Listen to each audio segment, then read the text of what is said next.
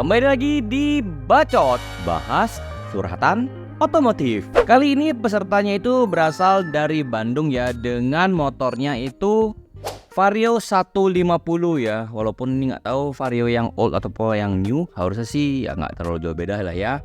Dengan atas namanya Bro Samsul atau Samsoel ya. Samsoel kan ejaan lama ya. Oke.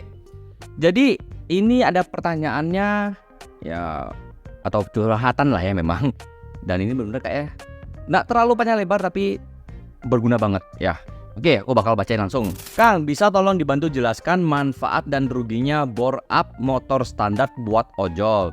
Karena saya kerjanya ojol tapi motornya lemot dan susah pas bawa penumpang gendut ya. Tolong dibantu pencerahannya Kang, biar nggak ditipu di bengkel di sini. Hatur nuhun Kang ya. Hatur nuhun itu harusnya bahasa terima kasihnya dari bahasa Sunda ya. Jadi aku balas dengan matur sukseme dari Bali. Jadi untuk pembahasannya berupa bore up untuk ojol ya, aku bagi menjadi 3 part dulu ya. Bukan 3 part sih, 3 poin tepatnya. Oke, bakal aku bahas langsung semuanya di sini. Yang pertama itulah dari manfaatnya ya. Sudah pasti kalau dari manfaatnya ya, buat narik, buat akselerasi, buat mencapai top speed itu juga pastinya enak banget. Sensasi berkendara juga pasti enak banget, apalagi kalau ketika bawa boncenger yang agak gendut-gendut tuh ya, tenaga nggak sampai kempos-kempos banget, masih bisa ngegas ya. Dan juga pas lagi mungkin bawa barang-barangnya agak cukup berat ya, masih bisa ya, karena juga tenaganya pastinya bertambah. Itu sudah pasti ya. Jadi sensasi berkendara dengan tenaga yang lebih up itu ya sudah pasti bakalan jauh lebih enak. Yang kedua adalah minornya ya, karena aku nggak mau bilang ruginya tapi lebih ke minornya aja. Dimana untuk minornya sendiri ya sudah pasti dari konsumsi BBM yang lebih boros. Cuman ya untuk seberapa besar borosnya itu tergantung dari riding style kalian, tergantung juga dari kondisi jalanan ya. Jadi aku nggak bisa bilang kalau seberapa banyak, seberapa persen, seberapa seperempat kah, setengah kah. Nah itu tergantung dari kondisi tersebut. Bahkan ya kalau untuk kondisi-kondisi tertentu ya itu borosnya bisa sampai parah banget, tapi juga bisa iritnya agak lumayan ya, seperti itu. Lalu berikutnya dari segi perawatan ya, sudah pasti ya untuk segi perawatan motor itu bakalan jauh lebih banyak lagi untuk waktu kalian harus sisihkan ya. Itu sudah pasti ya, dan juga termasuk dananya ya. Itu sudah pasti karena ya namanya bore up perlu namanya extra maintenance. Dan satu lagi adalah dari segi penggunaannya ya. Penggunaannya itu maksudnya dari durasinya berkendaranya ya. Kira-kira lah 2-3 jam itu kalian istirahat. Jadi jangan dipaksa langsung geber seharian ya. Mungkin tuh awal-awal nggak begitu bermasalah, tapi nanti ujung-ujungnya itu karena overheatnya terlalu parah ya, itu bakalan nggak bagus. Jadi 2-3 jam berkendara, istirahatnya kurang lebih setengah jam. Itu diatur polanya seperti itu ya. Apalagi kok di kota-kota yang macet ya, mungkin 2 jam aja lalu istirahat setengah jam, 2 jam istirahat setengah jam, seperti itu ya. Kalau kalian yang memang mau di bore up. Poin yang ketiga adalah ini yang memang harus sangat-sangat kalian perhatikan ya. Dimana untuk pemasangan bore up ya, itu gunakanlah part-part dengan aftermarket atau branded yang memang sudah terjamin kualitasnya ya. Jangan asal beli yang aneh-aneh, apalagi yang kerok-kerok gitu ya. Karena yang kerok-kerok ya, aku tidak bilang bahwa 100% semua jelek, enggak gitu, pasti ada yang bagus juga. Tapi ya dari kelas onlineku itu 90% bermasalah keroknya, dan banyak banget yang bolak-balik gak jelas, barangnya juga sudah amburadul dan akhirnya baik standar. Dan ya ujung-ujungnya ya rugi di uang, karena ya nggak dapat apa-apa tapi ya uangnya melayang.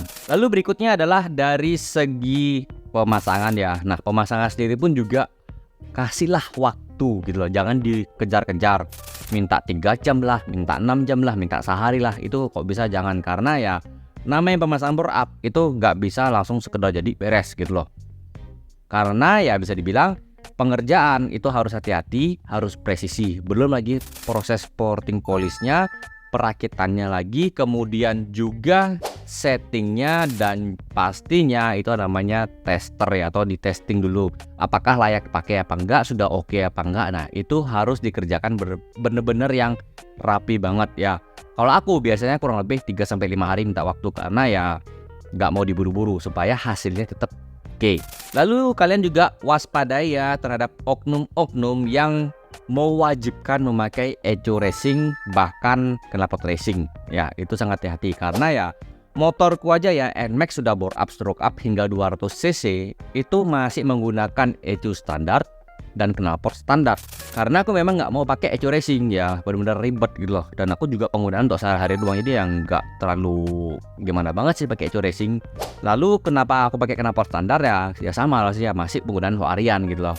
Kecuali kalau pengen pas lagi speeding kemana lagi ngetes motor gitu dan memang harus pakai knalpot racing, ya udah aku berpasang knalpot racing. Kalau enggak ya untuk apa gitu loh. Karena juga jarak tempuhku tuh memang nggak enak gitu loh. Maksudnya pendek-pendek dan ya nggak bisa maksimalin tenaga gitu. Kecuali kalau misalnya perginya itu kayak keluar kota gitu kan, jalannya lempeng-lempeng, nah itu buat gas-gas enak kalau dia pakai knalpot racing. Tapi untuk eco racing aku juga enggak sih. Tapi kalau memang disarankan, benar, memang disarankan, tapi nggak diwajibkan. Begitu juga ya dengan yang namanya upgrade CVT. Tidak diwajibkan tapi hanya disarankan ya, karena ya memang kalau upgrade CVT itu bakalan jauh lebih bagus lagi ya. Kalau knalpot racing dengan eco racing ya aku bilang sih itu paling terakhir aja gitu loh. Karena ya pengalamanku pribadi adalah lebih baik setelah bore up itu CVT yang di upgrade ya, tapi hanya disarankan, nggak diwajibkan ya. Jadi harus digarisbawahi masalah diwajibkan dan disarankan. Dan yang terakhir itu pastinya dari perawatan, ya itu harus diperhatikan karena ya perawatannya itu bakalan berbeda dengan motor standar. Motor bore up itu sudah pasti perlu namanya lebih ekstra di maintenance-nya ya, lebih intensif karena ya pergantian oli ya itu 1000 sampai 1500, nggak bisa lebih dari 2000 gitu loh. Jadi 1000-1500 harus diganti. Aku biasanya sih patokannya di angka 1000 ya, 1000 lebih dikit kadang-kadang. Ya mentok-mentoknya di 1500 sih. Tapi tetap aku pastikan bahwa motorku itu biar aman pasti di angka 1000 seperti itu. Nah, kalau sudah seperti itu ya bakalan aman. Kalau CVT ya dibersihin rutin aja tetap, dan part-part lainnya juga dibersihkan secara rutin. Oli yang paling utama dan juga air radiator ya. Air radiator itu juga penting karena kalau motor kalian yang berradiator itu sudah pastinya bakalan lebih cepat terkuras ya. Jadi harus sering-sering dicek supaya nggak kehabisan ya. Kalau kalian sudah siap dengan semuanya itu ya, silakan di bore up ya, entah ya apapun motornya ya. Termasuk Bro Samsul ini motor Vario 150, silahkan ya bore up aja kalau memang sudah sanggup ya. Tapi kalau kayak masih ngeri-ngeri ya lebih baik jangan, daripada nanti nyesel ya. Uang habis apa gimana ya, nggak usah. Tapi lebih baik sih kalau aku saranin ya, daripada bore up untuk kebutuhan ojol, lebih baik main di CVT aja, itu sebenarnya sudah cukup. Tapi kalau memang tetap mau bore up, silahkan ya. Aku sini nggak ada nakut-nakutin, aku cuma ngasih gambarannya aja. Kalau mau bore up silahkan, nggak bore up silahkan, hanya main CVT apa segala macam silahkan ya. Aku ngasih gambarannya aja. Oke, jadi kurang lebih seperti itu ya untuk penjelasan kali ini ya. Terima kasih buat Bro Samsul yang sudah ada ya di kelas bacot ya, bahas catatan otomotif. Oke, so guys, itu bisa aku sharing untuk kali ini. Terima kasih sudah nonton video ini sampai selesai. Sampai jumpa di videoku berikutnya. Bye bye.